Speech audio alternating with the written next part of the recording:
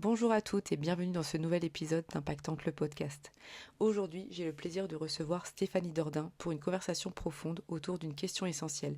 Qu'est-ce que ça veut dire être spirituel ou de concepts complexes? On vous propose ici un retour à l'essentiel. Avec Stéphanie, on parle de simplicité, de retour à soi, de la connexion à la nature et du choc de la simplicité. Ce moment où on réalise que l'essence de la spiritualité, ce n'est pas en faire trop, mais au contraire se dépouiller du superflu. Être spirituel, c'est peut-être tout simplement être pleinement vivant, pleinement présent et profondément humain. Alors installez-vous confortablement, respirez et laissez-vous porter par cette conversation authentique. Avant de commencer, je vous invite à vous abonner à la lettre impactante.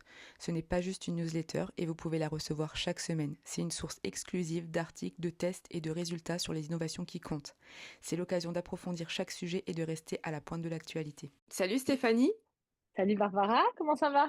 Écoute, depuis le dernier podcast, ça va bien. Génial. On est de retour, vu que la dernière fois, ton podcast a énormément parlé à nos auditrices. On s'était dit que c'était bien que tu reviennes, et un peu la surprise de cette rentrée, c'est ça, tu vas venir une fois par trimestre nous rendre visite pour parler d'un thème.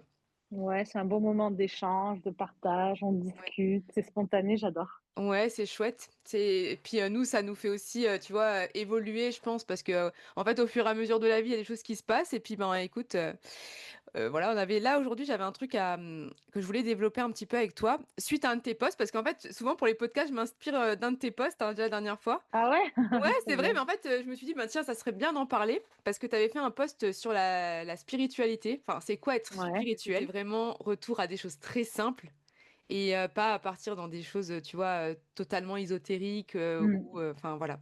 Pour toi, en fait, qu'est-ce que ça veut dire être spirituel aujourd'hui? Pour moi, la spiritualité, c'est avant toute chose, c'est le respect de ce qu'on est, c'est le respect de la vie, en fait. Le respect du fait qu'on a de la chance d'être vivant, on est sur Terre, donc un vrai respect de la vie et de toute forme de vie dans la matière. Mm, Se respecter à soi-même en tant que corps, respecter les autres, partager la planète avec nous, mais surtout respecter la nature. mm, Vraiment, moi, je pense que tout sur Terre est une manifestation de l'énergie. J'ai vraiment cette intuition profonde, en fait, que on est comme un ingrédient dans l'univers, comme une poussière d'étoiles, comme si on mettait un peu de farine mélangée à de l'eau.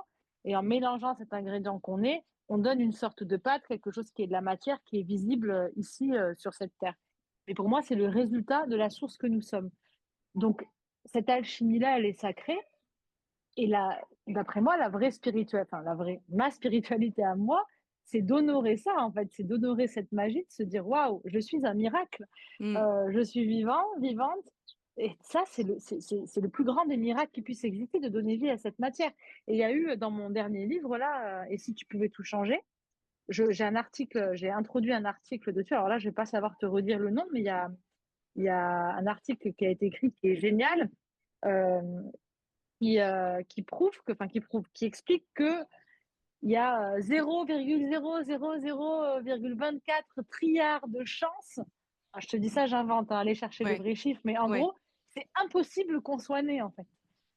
Selon d'accord. toutes les statistiques, les études, le fait que quelqu'un naisse sur cette terre, dans l'univers et sur cette terre, qu'on soit vivant comme ça, c'est quasiment impossible, en fait. Et de D'accord. cet article, qui est super intéressant, est née vraiment cette envie de partager dans mon livre et au quotidien, le fait qu'on est vraiment des miracles. On ne se rend pas compte la chance qu'il faut pour qu'on puisse juste être né, en fait, dans cette vie-là. Ouais. Et nous, aujourd'hui, en spiritualité, on va aller chercher à droite, à gauche, dans les fins fonds de l'univers, à vouloir s'extraire de notre vie, s'extraire de nous, aller chercher ailleurs. Et on passe à côté de ce qui est sous nos yeux, de juste nous-mêmes, en fait. Notre Mhm. corps, comment il se régénère, comment on grandit, comment on donne vie, euh, comment on transmet de l'ADN et une lignée à nos enfants, comment on émet du son, comment on communique. Enfin, le miracle, c'est nous. Donc, la spiritualité, pour moi, et depuis toujours, hein, c'est d'être en amour de la vie, en fait, mais de la vie et de la matière sous sa plus belle des formes, pas la matière consommée qu'on transforme, la vraie matière, quoi. Un papillon, une plante, ce cycle de la vie qui recommence sans cesse, Mhm. mon corps qui se renouvelle, la lune qui revient, le soleil qui se lève. Et tu vois, tout ça, en Ouais. fait, tout ce miracle qui est présent et qui est juste, d'après moi, une matérialisation de l'essence de ce qu'on est. Donc si on veut se rapprocher de la source et de l'essence, bah, il suffit de regarder là, en nous, dans l'infiniment petit. Pour moi, c'est le miroir de l'infiniment grand. Il y a pas besoin de chercher, midi à 14h. Ouais, enfin en fait, de se recentrer plutôt, enfin, sur l'humain, quoi, que sur forcément, tu vois, des choses à chaque fois inexplicables, parce qu'on sait que ça peut être vite addictif, hein. Il y a des personnes Ouais. qui partent là-dedans. Est-ce que toi, tu penses que être spirituel, est-ce qu'on peut être spirituel justement sans pratiquer des rituels, méditer ou croire en quelque chose de religieux? Ah ben bien sûr. Pour moi, c'est ce que je voulais dire par ce post aussi. Ouais. Tu peux pratiquer des rituels tous les jours ou pratiquer une religion, ou faire des théories, des conférences sur ce que tu veux. Si, quand tu es dehors, tu respectes pas la vie sous tes pieds, tu respectes pas les êtres vivants et quand dans tes actions, tu n'émets pas une intention d'être en alignement avec le reste du monde, pour moi, tu as rien de spirituel. Ouais. Si tu pas conscience, en fait, que ta présence là, elle est interconnectée à tout le reste, qu'on forme un tout et que ce qu'il y a de plus vivant sur terre, c'est ce qu'il y a de plus pur, en fait, Ouais, ouais. bah, on est hors sujet, en fait. Pour moi, c'est de la spiritualité mentalisée. Ouais. C'est encore le cerveau qui a besoin de comprendre, de déceler, de fuir dans une autre réalité, mais c'est une mentalisation. Mm. Les animaux, eux, et je m'inspire toujours des animaux, c'est comme la dernière fois, je te parlais des animaux, mais je m'inspire d'eux pour tout. Mais l'animal, il se lève, il a juste besoin de manger, de se reproduire, il est dans l'instant présent. Tu prends des chevaux, ils sont des heures comme ça, statiques, à se connecter aux odeurs. Ils vont suivre leur instinct pour aller manger la bonne plante. S'ils ont des coliques, tu vois, ils vont aller manger des feuilles de certains arbres. Ils ont cette connexion à la nature autour d'eux, tu vois. Ils sont dans l'instant présent, ils n'ont pas de mentalisation, de projection, d'analyse. Pour moi, l'animal est profondément spirituel dans, sa, dans la plus simple des formes. Ouais. Parce qu'il est vivant, il est connecté à la vie, en fait. Et être spirituel, c'est être vivant, c'est être Mm. présent quand tu es avec quelqu'un, pas être en train d'analyser ce qu'il est en train de dire, ou de réfléchir, ou de comprendre. Juste être là, le regarder, l'accueillir, être présent, l'écouter, être dans l'amour, la bienveillance, voir en lui que c'est un morceau de toi aussi. Ça, Mm. c'est être spirituel. Et une fois de plus, c'est vraiment mon point de vue. On est dans un Ouais, non, mais podcast, on échange et tout, mais c'est ouais, vraiment mon point de vue, ouais. bien sûr, mais moi je te rejoins assez. Et tu sais, parfois ce qui m'exaspère un petit peu, c'est quand tu peux te retrouver parfois dans des cercles où il y a beaucoup de monde et que justement il y a beaucoup de gens qui sont dans la spiritualité, etc. et qui, c'est pas qu'elle rejette, mais si par exemple il y a quelqu'un qui est très terre à terre, qui va être présent et qui a ses idées, voilà, enfin, qui sont peut-être différentes, mais qui sont tout aussi bonnes, hein, parce qu'on n'est pas obligé de Mhm. tous penser pareil, et où ça va parfois, tu vois, tu sens qu'elles sont heurtées, puis qu'elles se disent qu'en fait il a rien compris à la vie, et Ouais. que, tu vois, et Mhm. en fait je trouve ça tellement désolant parce que je me dis que quand tu prônes quelque chose, tu vois, d'ouvert, parce qu'en fait la spiritualité, ça c'est ouvert et on n'a pas toute la même. Comme tu le Bien disais, on sûr, peut pratiquer une religion, on peut, enfin, tu vois, tu peux croire en les hommes, tu peux croire, enfin, tu vois, en ce que tu veux. L'homme, bien l'homme a sûr. besoin de croire en quelque chose, mais par exemple, c'est pas forcément, enfin voilà. Et je trouve que parfois, eh ben, en fait, il y a une fermeture, tu vois, de cet effet Ouais. de groupe qui se retrouve dans n'importe quel domaine, qui se retrouve aussi là-dedans, alors qu'au final, ben, tu vois, c'était pas censé avoir la science infuse ou prêcher absolument la bonne parole, tu vois, et je trouve ça un peu dommage parfois. Et c'est pour ça que je parle d'interdépendance et d'accepter qu'on est dans un monde où chacun est unique. Mm, On a toujours cette tendance inconsciente à se sentir en sécurité en tant qu'humain, toujours, hein, mm, mm. quand on est en miroir des autres. Donc, de manière inconsciente, on va accepter ce qui est comme nous, on va rejeter ce qui est différent de nous. Tu vois, ce qui est comme moi, ben, c'est ma vérité, tu as raison. Ce qui est différent, c'est faux, ou ça me fait peur. Mm, mm. Pourtant, et c'est ça la beauté du monde, c'est que chaque élément sur cette terre a une raison d'être. Et ce qui est beau sur cette terre, et tu regardes juste la nature, comment fonctionnent les insectes, les abeilles, la pollinisation, les arbres, l'eau, les minéraux, etc., tu te rends compte que des formes totalement différentes, avec des rôles totalement différents, sont complémentaires et créent cette vie et Mm. permettent le maintien de l'équilibre. Donc, au lieu de vouloir se mettre en miroir et de penser que si l'autre est pas comme moi et pense pas comme moi, il a rien compris, Mhm. se dire que peut-être sa différence, c'est ce qui fait l'équilibre de la vie et que je peux apprendre de sa différence, il va pouvoir apprendre de la mienne, on va être interdépendants, on va s'alimenter et se nourrir les uns les autres. Ça devient intéressant. Mmh. Et c'est être spirituel une fois de plus, c'est de se dire le monde, la vie, c'est un puzzle géant, c'est un grand tableau, et chaque être vivant sur cette terre est une pièce unique. Ça, il n'y a pas une pièce qui va à l'endroit d'une autre. On a chacun une place, on est une pièce unique.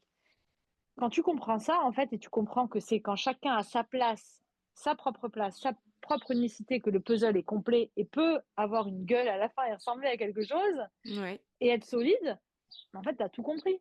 Mmh. Et moi, ce qui m'a aidé aussi beaucoup, ça a été la numérologie. J'en ai fait un Ouais. chapitre dans mon livre. Moi, j'adore la numérologie parce que je suis autiste Asperger et depuis toujours, en fait, je vois la vie un peu en chiffres, en numéros. Tu vois, je me repère avec les numéros. Je peux rencontrer plein de gens. Quelqu'un que j'ai vu une fois, je vais jamais me souvenir de son prénom. Par contre, je vais Mmh. connaître sa date de naissance. Tu vois, c'est Ouais, bizarre, mais ouais, c'est ouais, comme ouais. ça. Et tu vois, en numérologie, ce qui est intéressant, c'est qu'on est tous avec des chemins de vie différents, avec des chiffres différents. On peut naître à des cycles différents et on a tous nos attributs, on a tous nos qualités, des qualités qui peuvent devenir des faiblesses en fonction de là où on est. Mais ce qui est hyper riche, c'est qu'on a vraiment chacun des attributs et quand on est ensemble, on forme le tout. Tu peux être un chemin de vie 4, par exemple, qui est très concret, qui a besoin de construire dans la matière et qui va être ce genre d'individu qui fait partie des pionniers qui ont bâti des choses sur Terre, tu vois, des personnes dont on a eu besoin pour construire, pour être ingénieux, je sais pas, pour faire plein de choses super intéressantes. Tu peux avoir Mmh. des âmes d'artistes qui ont eux des idées, qui vont projeter, qui vont imaginer, pour ensuite passer le projet à quelqu'un de plus organisé ou pour le passer à une autre qui va être dans la communication, qui va diffuser le projet, qui va l'étendre. Et toutes ces personnes-là sont des personnes différentes. Mais si tu les mets au service d'une première idée et d'un projet commun, tout prend son sens. Parce Mmh. que chaque personne a eu son rôle. Donc, une fois de plus, on en parle de spiritualité, mais vouloir faire rentrer dans le moule l'autre qui est différent de moi en me disant il pense pas comme moi, il est à côté de la plaque, et pour moi, c'est un manque d'intelligence encore. C'est un vrai manque d'intelligence. Et quand je parle Ouais. d'intelligence, je parle pas d'intelligence de savoir. Je parle Oui. d'intelligence émotionnelle, d'intelligence de vivant, Ouais, de la vie. de la vie, quoi. Toi, c'est selon toi un peu les fausses idées ou clichés qu'on associe souvent à la spiritualité, c'est quoi? Ah ben, c'est de devoir faire des pratiques. Ouais. C'est de devoir faire des pratiques. Tu Et pas eu moi, longtemps à j'habite. chercher, hein? Attends, mais j'habite à Ibiza, hein. Donc moi, à Ibiza, tu sais, toutes les semaines, il y a la cérémonie du cacao, de l'ayahuasca et le yoga. T'as deux mondes totalement différents, quoi. D'accord. Pour moi, c'est ça. Il faut pratiquer, il faut méditer tous les matins. Alors, je suis d'accord, méditer et faire des pratiques pour le corps, c'est important. Mmh. Pas dans le sens où ça va me rendre plus spirituel, mais dans le sens où c'est ce que j'explique tout le temps. On vit dans un monde où on est hyper stimulé. On est Ouais. hyper stimulé par les écrans, les téléphones, le rythme du travail, etc. Et c'est dur, en fait, quand on est hyper stimulé, d'être reconnecté à nos sens, juste aux sensations de, nos corps, de notre corps, savoir si quand je vais dans cet endroit-là, je suis tendue, au contraire, ça me fait du bien, savoir ce que je veux vraiment. On n'a plus cet espace dans le monde dans lequel on vit. Et Mmh. quand moi, je recommande des rituels ou de prendre ce temps tous les jours, c'est parce que dans le monde dans lequel on n'est plus à l'état sauvage dans des forêts ou dans des tribus, hein, comme peuvent être d'autres personnes. On Mmh. est surstimulé. Donc, si on veut réussir à toujours être connecté à nos émotions, à ce qu'on ressent et à ce qu'on veut vraiment, c'est important de se forcer à se couper de tout et à se mettre en pleine nature, avoir ces moments en fait où on peut s'écouter tout simplement. Donc en Mmh. ça, pour moi, c'est hyper important le sport, une bonne alimentation pour que notre corps soit pas dans l'obsession, mais soit vraiment avec une bonne digestion, avec une bonne énergie, une bonne vibration, ça c'est important. Ou alors prendre le temps de méditer ou juste de respirer, ou chacun son truc. Moi j'aime être dans la nature, c'est ma méditation, c'est les Mmh. animaux, la nature, ou être dans l'eau de la mer. Euh, donc avoir ce cadre-là, c'est plus juste un cadre. Mmh. Mais sinon, dire qu'il faut méditer tant de temps, il faut faire du yoga, il faut pratiquer des cérémonies, il faut connecter avec ses ancêtres, il faut savoir de où, de quoi, de comment, de ci, de ça. Pour être spirituel, non, pas du tout en fait. Tu peux être banquier Mmh. et parce que c'est ton rôle sur Terre et que c'est de travailler dans une banque parce que c'est ton apprentissage et apporter de l'amour, du conseil et permettre d'être un levier pour des personnes qui vont te rencontrer tout au long de ta vie et Mmh. incarner ta spiritualité comme ça. Tu peux être jardinier parce que ton père était jardinier, ton grand-père était jardinier, et tu travailles dans ton potager ou tu fais de la perma ou j'en sais rien ou de l'agriculture. Euh, et certes, sans le savoir, en fait, t'es pas du tout connecté au reste, t'es pas religieux, tu pratiques rien. Par contre, tu as tous les jours les mains dans la terre, tu connais le cycle d'une tomate, tu prends soin. Mmh. Enfin, c'est une forme de spiritualité, en fait. Tu connais toutes les saisons, tu connais la lune mieux que tout le monde. Moi, quand je regarde les lunes et les nouvelles lunes, je regarde les calendriers des jardiniers, en fait, tu vois. Bah oui, oui, Ma forcément. grand-mère au Portugal, elle savait ni lire ni écrire, elle était orpheline. Elle a fait ses fruits et légumes depuis toujours. Elle mange que ses fruits et légumes. Elle mangeait que ses animaux aussi, hein, qu'elle élève et qu'elle tue. Mmh. Là, on n'est pas trop d'accord. Mais pour moi, c'est un être profondément spirituel. Et à Mmh. côté de ça, elle était à fond dans la religion depuis toujours. Elle allait à la messe tous les dimanches, à prier. Elle prie Jésus du matin jusqu'au soir. Et pour moi, c'est ce qui l'a renfermée, en fait. Quand elle est dans ces trucs-là psychorigides, Mmh. pour moi, c'est là où elle est le moins spirituelle. Mais quand je la vois nous sortir des tomates grandes comme ça, qui ont des têtes bizarres et sans produits, sans rien depuis toujours, faire vivre de la nature et nourrir toute la famille dans son petit carré de jardin, là, je me dis, ça, c'est sa spiritualité. Là, Ouais. elle est connectée à la nature, en fait. Tu vois, Mmh. donc en fait, on peut être spirituel, peu importe ce qu'on fait, où on est. Tout dépend toujours, je pense, de l'intention qui est derrière. C'est toujours pareil. D'ailleurs, c'est quelque chose dont on parle beaucoup en islam, dans une des religions, l'intention derrière toute chose. Ouais. Mais oui, c'est pas parce que tu pratiques des choses, que tu es à la mode, que tu vas tester ça, ça, ça, ça, que tu es spirituel. Parce que si à côté de ça, tu n'as aucune valeur de la vie, du respect, ça sert Mmh. à, tu peux faire tous les rituels que tu veux, Ouais, ça va pas, ça ça va ça va pas pas. t'enlever la connerie, quoi. Toi, ça se manifeste comment, en fait, ta spiritualité? Toi, personnellement, je parle, hein. Dans tous les jours, par exemple, est-ce que tu as des cycles? Est-ce que tu as des moments où tu fais plus des choses, tu vois, là, tu parlais de la nature tout à l'heure qui est omniprésente dans ta vie, mais est-ce que tu as Ouais, des choses au quotidien que toi, tu fais et qui te font du bien? Ou alors, en fait, c'est par moment, d'autres moments moins? ouais. Moi, ma spiritualité, avant toute chose, le truc premier, je dirais que c'est ma foi et que ça se manifeste en fait dans, je sais pas comment l'expliquer, mais le fait d'avoir la foi en mon propre pouvoir créateur. C'est-à-dire que depuis toujours, j'ai cette sensation que si je pense à quelque chose, en fait, c'est moi qui le crée. Mhm. Donc, si j'ai un projet, un rêve, je vais pas me poser la question, mais c'est trop dur, mais c'est trop compliqué. Je vais avoir mon processus, je vais l'imaginer, l'écrire, et je vais mettre en place des actions concrètes dans la matière pour le réaliser. Mhm. Parce que je sais en fait que j'ai ce pouvoir créateur et si je l'ai rêvé, je peux le faire. Et j'ai une foi, vraiment, j'ai une foi absolue en ça depuis longtemps, une sorte de foi en la vie. Je dirais que c'est ma première spiritualité. Ça, enfin, comment ça se manifeste en tout cas, c'est le fait d'avoir la foi. Une foi au fait que je suis magique et que c'est moi c'est une partie divine incarnée sur Terre en fait. Que pour moi, le Dieu, il est en chacun de nous, si tu veux. Pour Mhm. moi, le paradis, c'est nous. C'est comment nous on vibre, en fait, on devient un paradis pour soi et les autres. Et plus tu es bon, en fait, plus tu fais vivre le paradis aux gens à côté de toi, qui vont se sentir bien, en sécurité, etc. Tu vas donner de l'amour. Donc cette sensation que j'ai depuis toujours d'être une poussière d'étoiles incarnée, en fait, pour moi, c'est la plus belle preuve de spiritualité. Parce que, pour moi, dans ma vision à moi, parce que ça veut dire que je suis responsable de mon bonheur, je suis responsable aussi des autres, j'ai une conscience dans ce que je vais faire, je vais m'en vouloir cruellement. Là, l'autre jour, il y a une colombe, pas une colombe, un pigeon qui est sorti. Je roulais en France, elle est sortie de l'herbe, elle s'est tapée contre mon pare-brise. Mhm. J'ai pleuré pendant 2 heures. Mhm. Mais pour moi, je me sens coupable. Mais vraiment, c'est comme si j'ai détruit un morceau de vie. Alors, c'est pas de ma faute, elle est sortie, etc., Mhm. etc. Mais c'est horrible. Je me sens totalement connectée à tout en permanence. Mhm. Ça me fait vraiment très mal. Et la deuxième chose, donc, c'est ça, c'est cet amour de la vie. Depuis toute petite, je suis vraiment amoureuse des animaux et de la nature. Mhm. Vraiment, je me sens dans ma famille, je me sens en famille si tu me mets dans une forêt. Mhm. Comme avec mes frères, mes sœurs, la terre, je me sens dans mon cocon en fait. Mhm. Et du coup, ça me donne une envie de me battre pour la vie, une envie de protéger la vie, un amour des animaux. Je suis très enfantine. Quand tu me vois avec des animaux ou dans la nature, on dirait une enfant, hein, Mhm. qui est émerveillée. Et pour moi, c'est ça ma plus belle spiritualité, c'est cet amour que j'ai. Ouais. Et ensuite, ça se manifeste pareil, quand je suis vraiment dans l'amour, quand je crée des choses et j'ai envie de donner beaucoup d'amour. C'est ma part un peu enfantine. Quand je suis dans ma part rigide et très mentale, Et si je me voyais à ce moment-là dans ma partie dans l'amour, animaux et tout, je dirais: «Oh là là, qu'est-ce qu'elle est neuneu, qu'est-ce qu'elle est chiante», tu vois?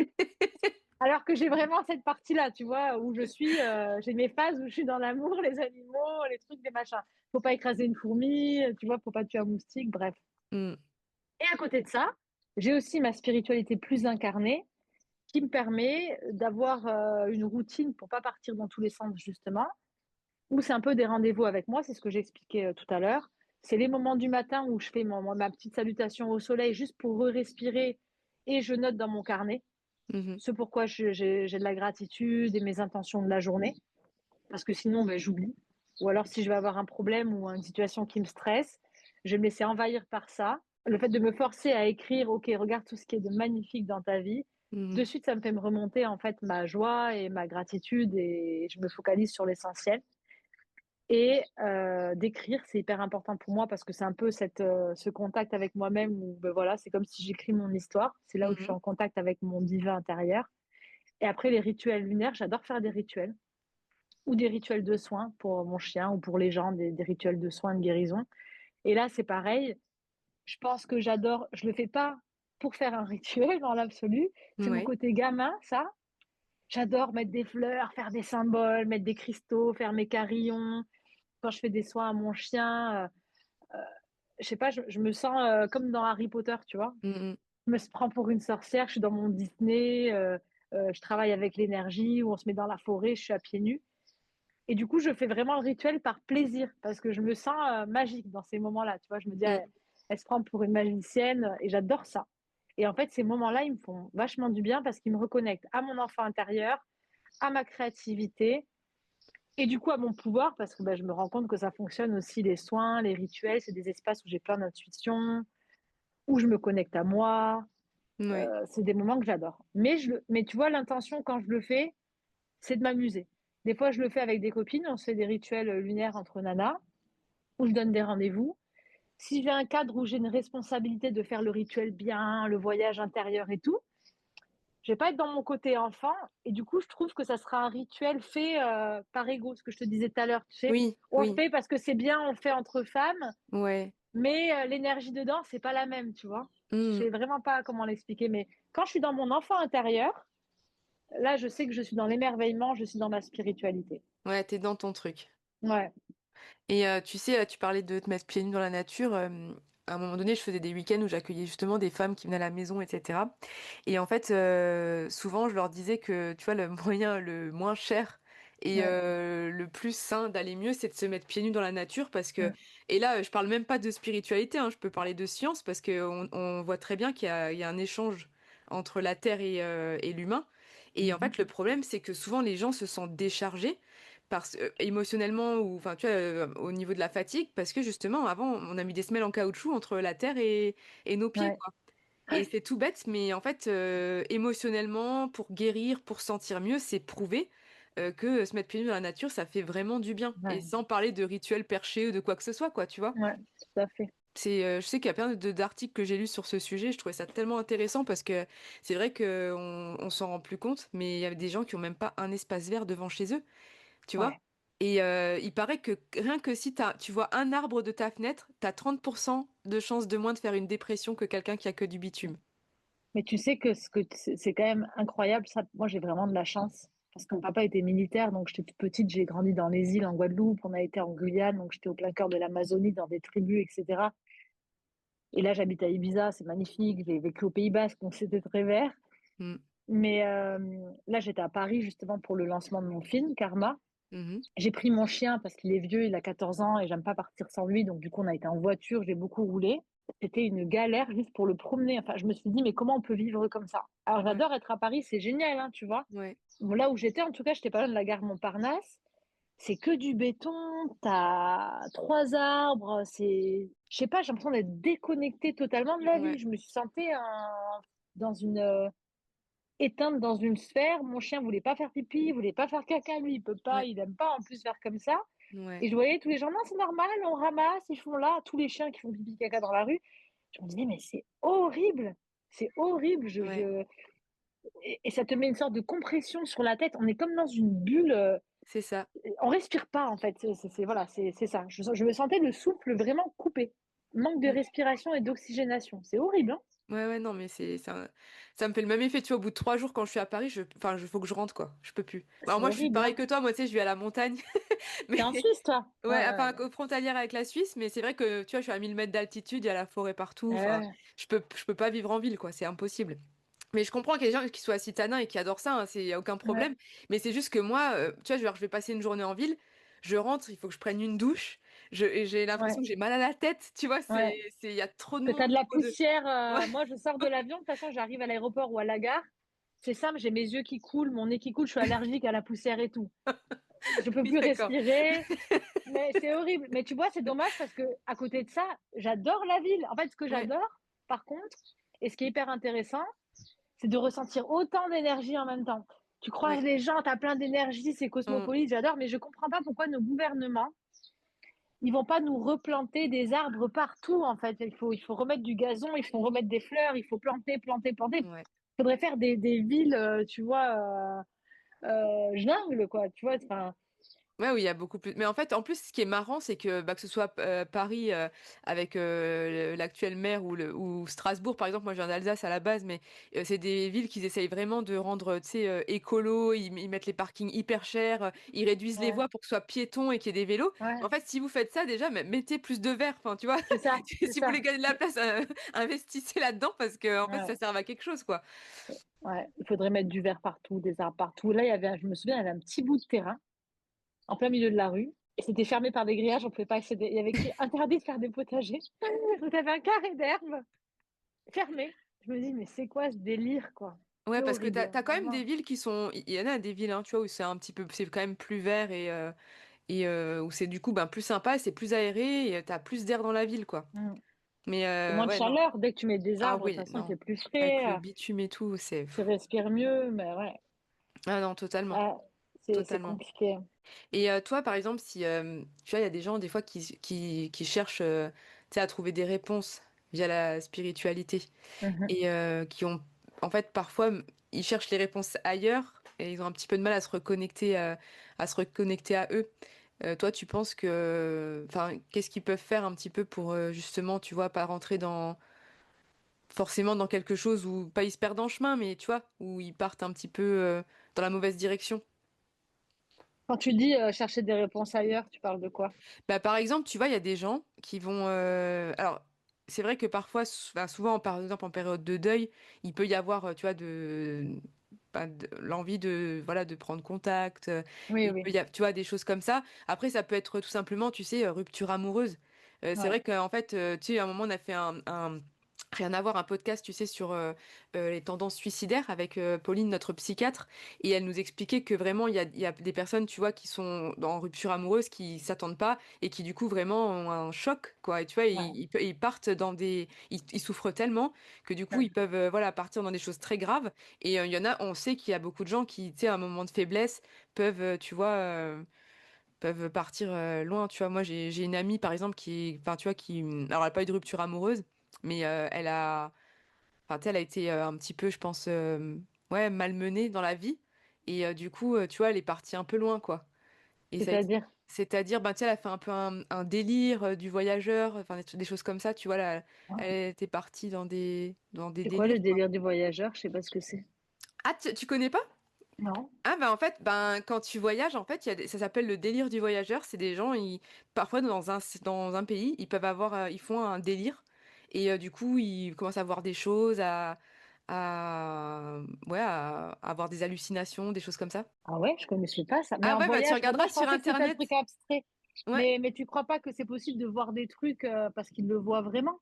ben ça j'en sais rien. Après, je sais qu'ils appellent ça le syndrome, je crois. Le syndrome du voyageur, un truc comme ça. Enfin, en tout cas, ça existe, tu regarderas, c'est assez drôle. C'est hyper intéressant. Je vais aller me renseigner. En tout Ouais. cas, ce que je sais, c'est que c'est facile pour personne.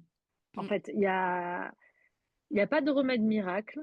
On passe tous par des phases hyper difficiles, des phases où on va avoir besoin d'aide à l'extérieur, on va avoir besoin de conseils à l'extérieur, on peut avoir besoin euh, d'être accompagné, d'être pendant un temps pour mieux accepter une rupture, par exemple, Ouais, ouais. d'entendre des choses positives pour que le choc soit moins violent, de s'illusionner un petit peu.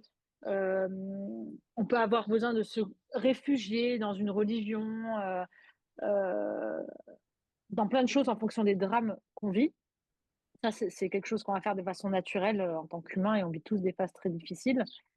Je pense que c'est nécessaire d'être accompagné de toute façon dans les moments les plus difficiles. Mais ensuite, c'est vrai que c'est l'idéal, hein, et c'est pas facile parce que dans un choc, en fait, n'importe qui va pas pouvoir se relever. Et c'est facile à dire dans la théorie, mais quand tu vis un moment mauvais, même moi dans ma vie, au bout de ma vie, Mm. je vais avoir besoin d'être entourée, en fait, besoin d'entendre des Ah oui. choses positives, besoin de me raccrocher à plein de trucs. Un truc très bête, mais mon chien, il est vieux, il a 14 ans. Tu vois, c'est ma pire angoisse, c'est le jour où il va partir. Je l'ai vu naître, c'est comme mon premier enfant, Mm. il fait partie de ma vie intégrante. Euh, J'arrive pas à m'imaginer, en fait, je Mm. sais même pas ce qui pourrait se passer. Et c'est sûr que de me préparer, de me faire des théories, le fait qu'on sera toujours liés, de me dire que peut-être qu'il reviendra dans le corps d'un autre. Enfin, il y a plein de choses que je vais créer avec mon esprit, mon âme, qui vont me permettre de temporiser. Et tout ça, ça fait du bien, en fait, peu importe. Il n'y a pas de vérité, si tu veux. Ce qui compte, c'est de qu'est-ce qui va m'apaiser, qu'est-ce qui va me permettre de passer mieux mes chocs émotionnels, comment est-ce que je vais les vivre plus sainement et comment est-ce que je vais être bien entourée et comment est-ce que je vais réussir à capter derrière toute situation difficile qu'il y a toujours un cadeau mal emballé, il y a toujours un effet secondaire positif, même dans les maladies, même dans le deuil, il y a toujours quelque chose de secondaire positif. Et c'est là-dessus qu'il faut essayer d'aller creuser un maximum derrière ce fil rouge. Mais pour des choses beaucoup plus basiques, des traumatismes qu'on peut gérer tout seul, etc., c'est sûr que moi, ma ressource à moi, c'est toujours d'essayer d'aller chercher à l'intérieur de moi-même les réponses. Parce que tout le monde peut avoir plein de bons conseils et plein de théories, mais dans les vrais moments de doute, ce qui est hyper important, c'est toujours de suivre son cœur. Pas parce qu'on aura forcément les meilleures réponses ou le meilleur fonctionnement, mais en tout cas, on aura la réponse la plus adaptée pour nous-mêmes. Et en tout cas, notre enfant intérieur, notre être, il a besoin de quelque chose qui est très spécifique. Et tu peux avoir toutes les thérapies du monde ou tous les avis du monde. Si toi, ce que tu as envie, c'est de chocolat, si ton corps a besoin de chocolat à cet instant T et que tu vas avoir plein de nutritionnistes qui te refilent de la protéine et tous les nutriments du monde, mais qui oublient de te donner le chocolat, peut-être que tu seras super bien alimenté de plein de trucs, mais tu auras toujours ce vide et ce manque de chocolat, en fait.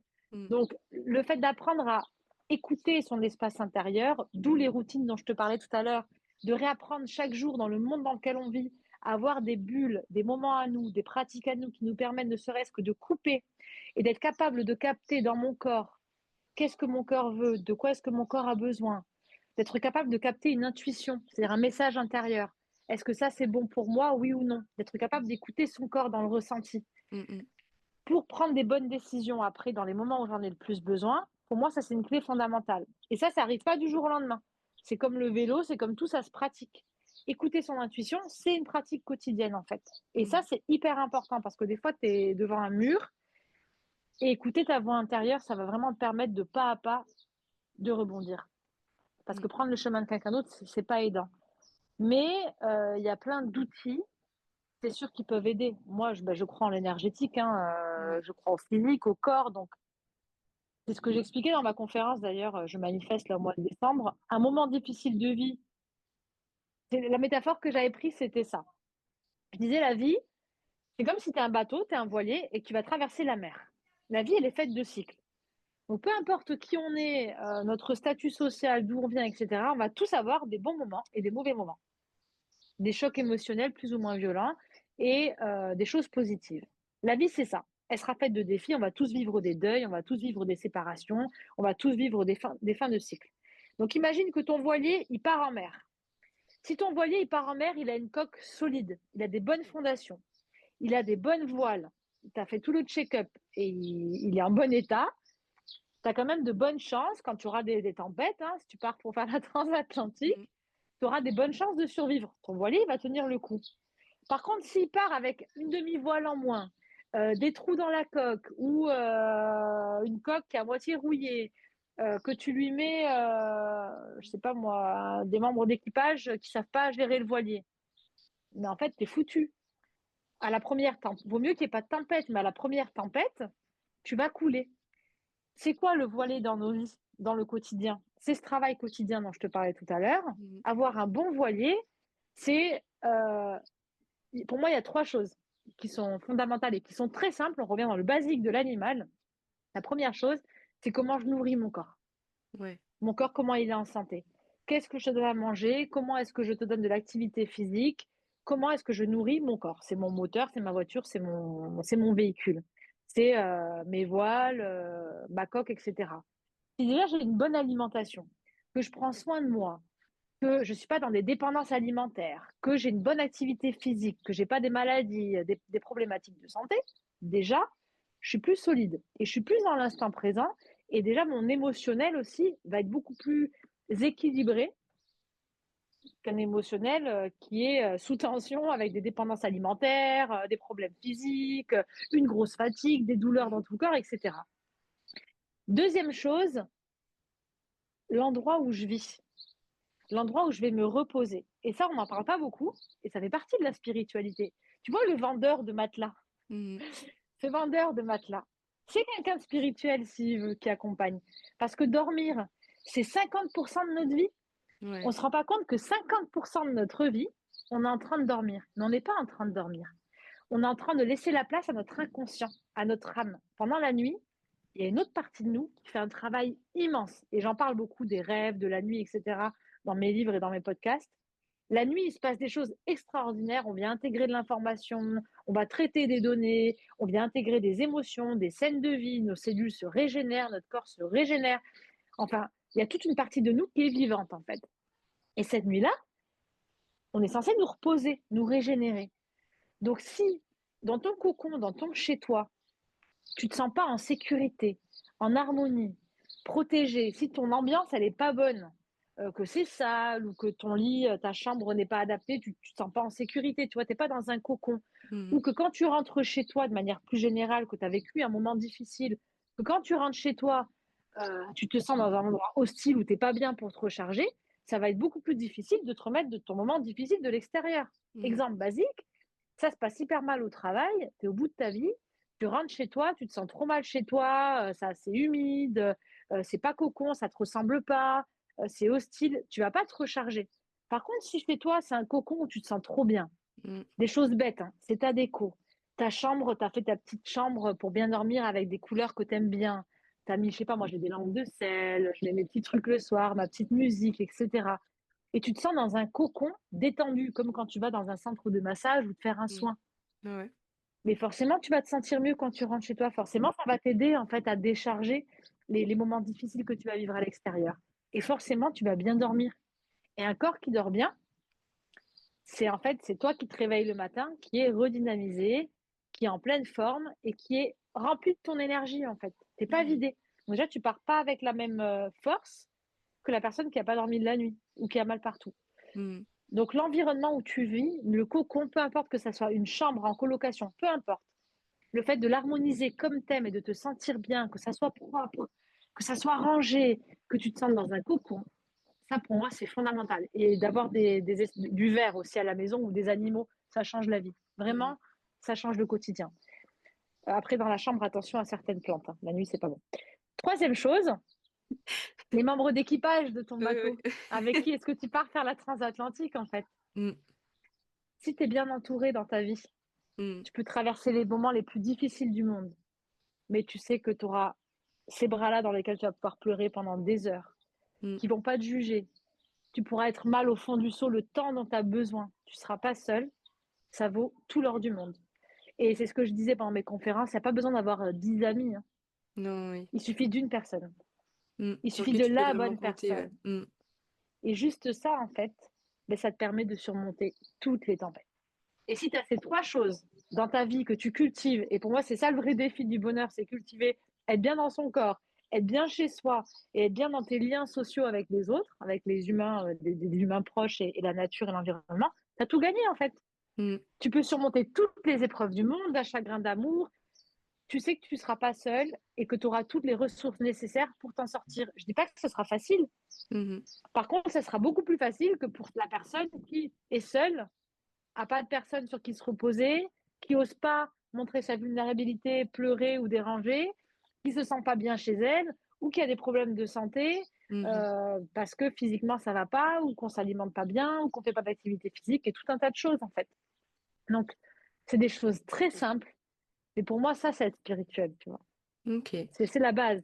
C'est avoir un bon bateau pour traverser toutes les tempêtes de la vie, et Ouais. profiter aussi des bons moments. Bah écoute, on termine là-dessus. Je pense que du coup, c'était un beau mot de la fin. Ouais, Parce que non, mais c'est vrai, je pense que c'était une belle image et, et je pense que les gens, ben, c'est vrai que quand t'appliques ça, t'as quand même beaucoup de choses dans ta vie et ouais, ouais. c'est hyper important. C'est hyper important. Merci hein, d'avoir répondu à mes questions, Stéphanie.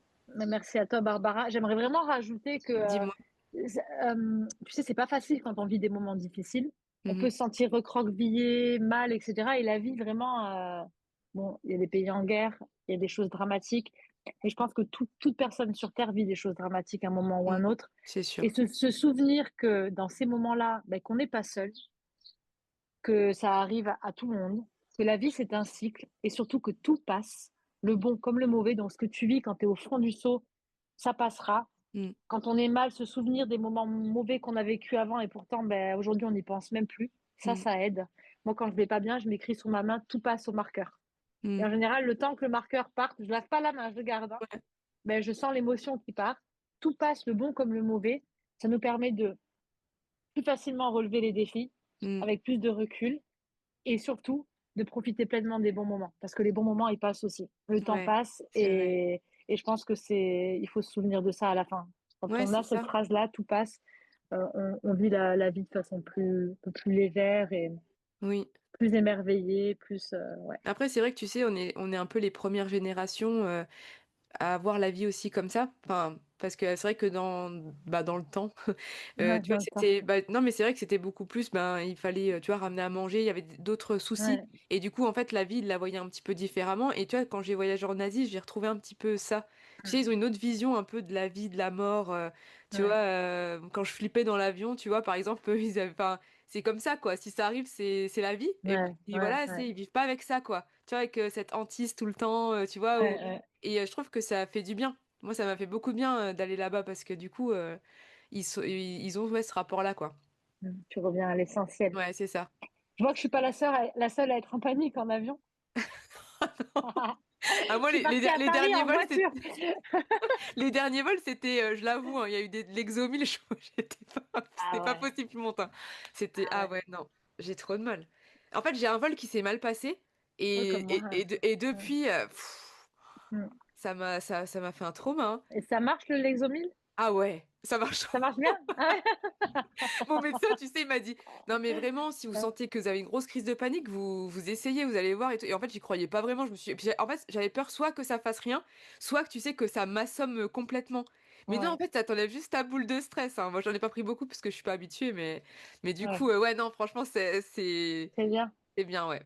Comme quoi, les médicaments, des fois, ça aide aussi. Bon, moi, je trouve que l'avion, c'est pas écologique, donc d'une part, j'aime pas, mais je suis Ouais, tellement traumatisée que s'il peut ouais. faire du train ou de la voiture, Ah ouais, je non, moi, dès que préfère. je peux Ouais, ne pas le prendre, je ne le prends pas, ouais, hein, je t'assure, c'est ouais, pareil, hein. Ouais, non, non, j'aime pas. Ouais. Et c'est vrai que en plus, oui, ouais. c'est ça, l'empreinte carbone, etc. C'est pas Ah, le c'est top, une quoi. cata, ouais, C'est une ouais. catastrophe, ouais. Bah merci Stéphanie. Mais merci à toi, Barbara. C'était un plaisir Ouais, d'échanger, comme d'hab. Et on se retrouve le trimestre prochain. Voyons quel thème exactement. Quel poste tu vas, vas-tu tu faire? vas C'est nous ça sortir. surtout. Quel poste je vais faire? Attends, on a fait l'amour, on a fait la spiritualité. Il nous manque la sexualité, peut-être. Peut-être, Ah, la peut-être. sexualité, tiens, c'est quelque chose, je pense, que je vais aborder. Là, j'ai un coffret qui sort là, le 21 juin pour l'équinoxe, qui s'appelle Moon. Et Ouais. justement, c'est un coffret pour les rituels de la Lune. Ok. Donc, il y a 2 voyages intérieurs, un petit livret pour faire ses rituels. Comme je t'ai dit tout à l'heure, c'est quand je m'amuse avec des fleurs et tout, Ouais, ouais. pour que chacun puisse faire ses propres rituels avec un petit guide. Et c'est vrai que la sexualité, c'est un thème que j'aimerais beaucoup aborder parce que la connexion au corps, surtout en tant que femme aussi, Mm, le partage d'énergie, mm. euh, je trouve ça extraordinaire. Et je trouve qu'on n'aborde pas, enfin en tout cas, il y a plein de tabous là-dessus. Oui, non, Et on c'est est clair. tous très différents. C'est clair. Et il y a moyen d'avoir un bon sujet de débat aussi. Eh Donc on ben va écoute, voir. on partira là-dessus. Je vais réfléchir à. Mais attends, on décide pas encore parce que s'il faut dans le trimestre prochain, le thème ce sera la mort. On Ouais, n'en non, sait rien. arrête. On se laisse Non. porter. Ou J'attends que la tu vie fasses tes après la posts et je mort, on sait pas. m'inspire après. Ouais, voilà. On verra sur le moment. Ça Allez. marche. Merci Merci beaucoup. À beaucoup. Salut, bientôt. Salut salut. Stéphanie. À bientôt. Ciao. Merci d'avoir été avec nous pour cette belle conversation avec Stéphanie. On espère que cet échange vous a inspiré à revenir à vous, à simplifier, à vous reconnecter à la nature, au vivant et à cette spiritualité du quotidien. Si cet épisode vous a parlé, n'hésitez pas à le partager autour de vous, à laisser un avis ou un commentaire et à vous abonner pour ne rien manquer des prochains épisodes. Prenez soin de vous, restez connectés à l'essentiel et à très bientôt pour un nouveau moment de vérité et de simplicité.